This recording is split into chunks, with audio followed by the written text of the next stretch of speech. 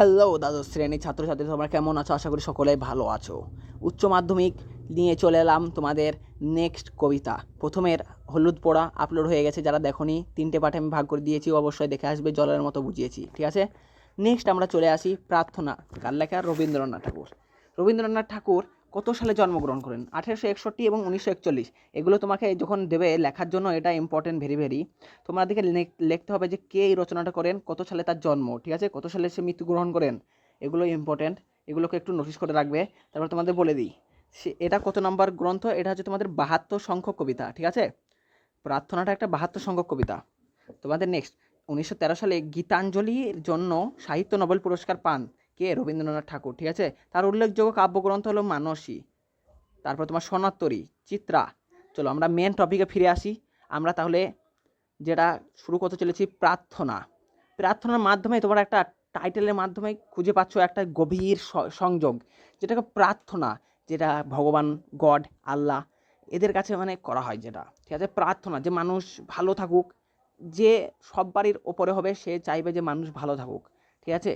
যেমন তুমি যে কোনো জায়গায় চলে যাবে, তোমাদের পুরোহিত হোক, মৌলবি হোক, সে অবশ্যই চাইবে, তোমরা কিছু বললেই তারা চাইবে যে ভালো থাকুক গ্রামের মানুষ, ঠিক আছে।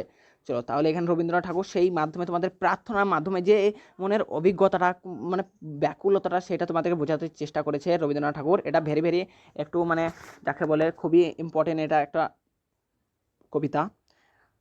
চলো যেখানে আমরা মূল টপিকে ফিরে আসি, সেটা হলো চিত্র। চিত্ত যেথা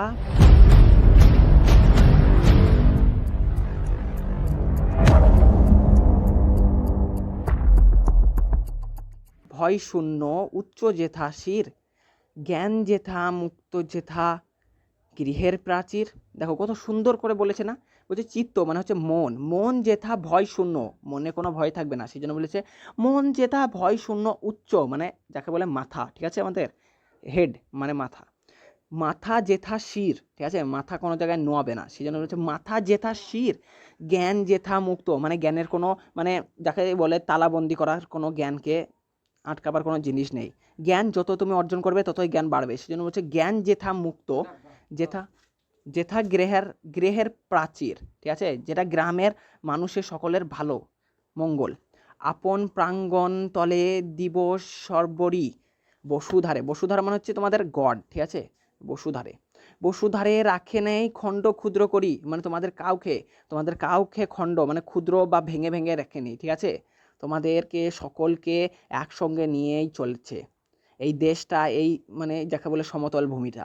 সেই জন্য বলেছে বসুধারে রাখে নেই খণ্ড ক্ষুদ্র করি, যেথা বাক্য হৃদয়ের উৎস মুখ হতে উচ্ছ্বসিয়া উঠে, যেথা নির্বারিত স্রোতে যে দেশে দেশে দিশে দিশে কর্মধার ধারা ধাই, অজস্র সহস্রবিদ চরিতার্থ তাই। মানে এখানে বলতে চাইছে তোমাদের যেথা বাক্য হৃদয়ের মানে মনের যে তোমাদের উৎস মানে আনন্দ, ঠিক আছে, আনন্দ মানে উচ্ছ্বাস, যেথা তোমাদের নির্বারিত মানে একটা স্রোতের মতো, ঠিক আছে, যেটা সবসময় বেয়েই চলে, এমন জায়গায় আটকে যাবে যেন তোমাদের কোনো জায়গায় সেটা আটকায় না, সেরকমভাবে তোমাদেরকে চলতে হবে। এমন মরুভূমির জায়গা তোমাদের সেই স্রোতটা চলে যাবে, জলটা চলে যাবে, যেখানে জলটা শুকিয়ে যাবে। সেজন্যই বলছে দেশে দেশে দিশে দিশে কর্মধারা ধাই, অজস্র সহস্রবিদ চরিতার্থতাই, ঠিক আছে। মানুষের যে চরিত্রে, যে মানুষের মন, যে মানুষের প্রান্ত, সেখানে যেন মানুষের কোনো সময় থেমে না থাকে, আর এমন জায়গায় তুমি কোনো ভুল করবে না যাতে তোমাকে থামতে হয়। সেই জন্য রবীন্দ্রনাথ ঠাকুর এটা খুব ভালো করে বুঝিয়েছেন এবং খুব ভালো করে আমাদেরকে বোঝানোর চেষ্টাও করেছেন, বলেছেন, ঠিক আছে। যেথা তুচ্ছ আচারে, যেথা তুচ্ছ আচারের মরু বালু রাশি, ঠিক আছে, এখানে ভালো একটা কথা বলেছে, মরু বালু রাশি। তারপর তোমাদের বিচারের স্রোতপথ ফেলে নাই গ্রাসী, ঠিক আছে। বিচারের স্রোতপথ, যেটা বিচার বিবেচনা মানুষের মধ্যে থাকে না, সেটাকে বলেছে তুচ্ছ, মানে যাকে মানে যেথা তুচ্ছ আচারে, মানে তা তোমার আচারে যেন সে তুচ্ছ না হয়, মরু বালু রাশির মতো। বিচারের স্রোতপথ ফেলে নাই গ্রাসী, পৌরুষের করে নি শতাধা, নিত্য যেথা তুমি সর্বকর্ম চিন্তা আনন্দের নেতা, ঠিক আছে।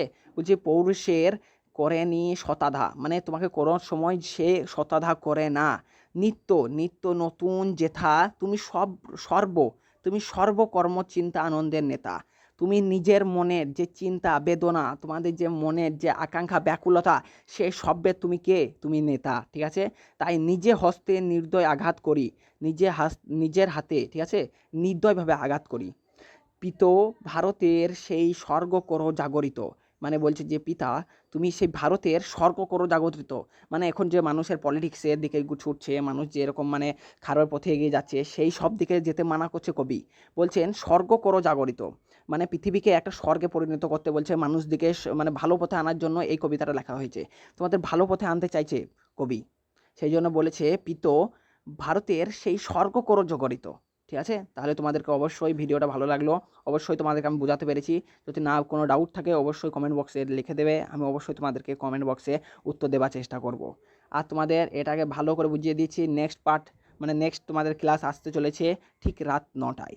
ঠিক আছে? চলো সাবস্ক্রাইব করে দেখো আর লাইক করে দিও ভিডিওটাকে। ওকে, সকলকে বাই।